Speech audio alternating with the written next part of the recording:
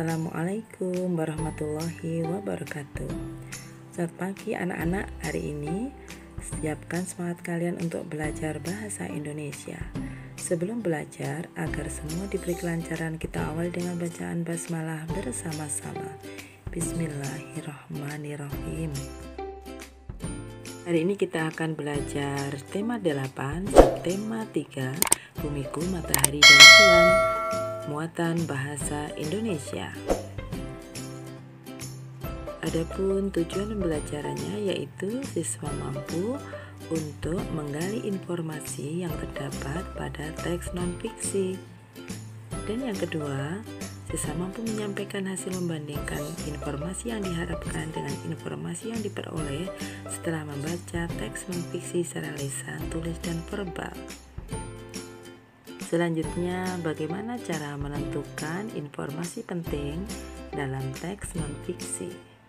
Yang pertama yaitu membaca intensif, yaitu membaca dengan sungguh-sungguh untuk memahami teks sehingga mendapatkan informasi yang lengkap. Yang kedua, menemukan kalimat utama atau gagasan utama di tiap paragraf. Ingat, kalimat utama atau gagasan utama biasanya ada di awal, tengah, dan akhir dari paragraf.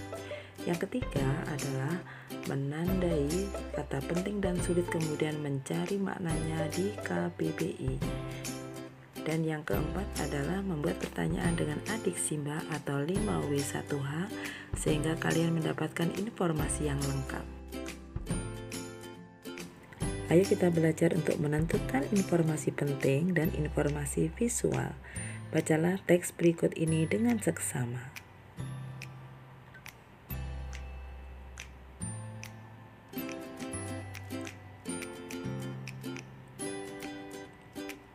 Dari bacaan tersebut, kita bisa mencari informasi penting dan informasi visual seperti berikut ini.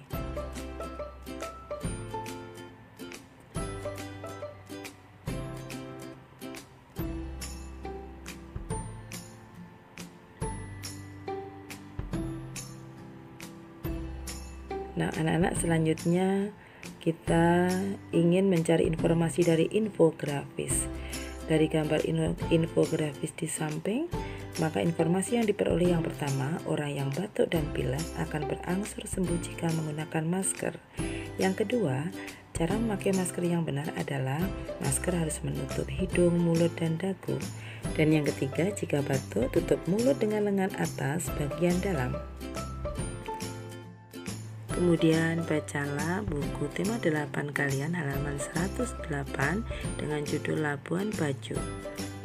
Setelah membaca, kalian akan mendapatkan 5 informasi penting. Yang pertama, Labuan Bajo merupakan daerah yang sering dikunjungi wisatawan. Yang kedua, Labuan Bajo mempunyai banyak daerah wisata. Yang ketiga, Pulau Komodo dan Rinca merupakan daerah wisata unggulan di Provinsi Nusa Tenggara Timur. Dan yang keempat, Labuan Bajo telah mempunyai bandara dan pelabuhan.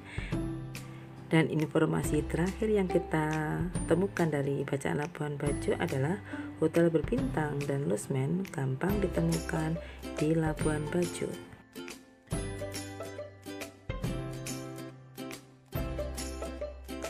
Dan setelah menemukan informasi penting dari bacaan Labuan Bajo, kalian bisa membuat satu gambar visual untuk mendukung informasi-informasi yang telah ditemukan tadi. Tentunya perhatikan gambar berikut ini.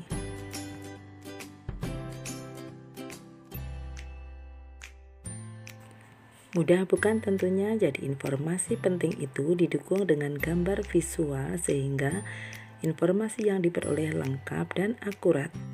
Mari kita perdalam lagi menggali informasi dari satu teks bacaan. Bacalah buku tema 8 kalian di halaman 115 sampai 116. Kalian akan menemukan suatu bacaan itu. Kemudian dari bagian cerita itu kita ulas dongeng yang sudah tersedia. Kapan cerita itu terjadi? Saat Imam Kusno pensiun sebagai ASN. Apa ASN? Aparat Sipil Negara. Di mana cerita itu terjadi? Di Desa Natai Raya, Kecamatan Aru Selatan, Kabupaten Katawaringin Barat, Kalimantan Tengah. Deskripsi tentang tokoh yang diceritakan: pekerja keras, tekun, selalu memperhatikan tanaman cabai yang ia tanam dan mengamati pengaruh cuaca terhadap keberhasilan tanamannya atau keberhasilan pertaniannya. Sedangkan masalah atau tantangan yang dihadapi oleh tokoh dalam cerita adalah cuaca yang tidak menentu, jamur, dan hama tanaman. Kemudian bagaimana cara menyelesaikan masalah? Penyelesaiannya masalah adalah tanaman cabai harus disemprot. Selanjutnya gagasan utama cerita adalah petani cabai sukses. Bagian cerita mana yang paling aku sukai? Keberhasilan Imam Kusno sebagai petani cabai karena kerja keras yang ia lakukan. Ini anak-anak cara mengulas informasi penting dari suatu bacaan sehingga apa yang kita dapatkan itu informasinya harus lengkap dan akurat. Mari kita ulang lagi bagaimana menyajikan informasi secara visual. Yang pertama, pahami informasi dengan baik. Yang kedua, tentukan gagasan pokok. Dan yang ketiga, sajikan ide pokok atau gagasan pokok dalam bentuk gambar. Demikian belajar kita hari ini. Sampai ketemu lagi di pembelajaran selanjutnya. Agar manfaat, kita akhirnya baca alhamdulillah bersama-sama. Alhamdulillahirabbil alamin. Assalamualaikum warahmatullahi wabarakatuh.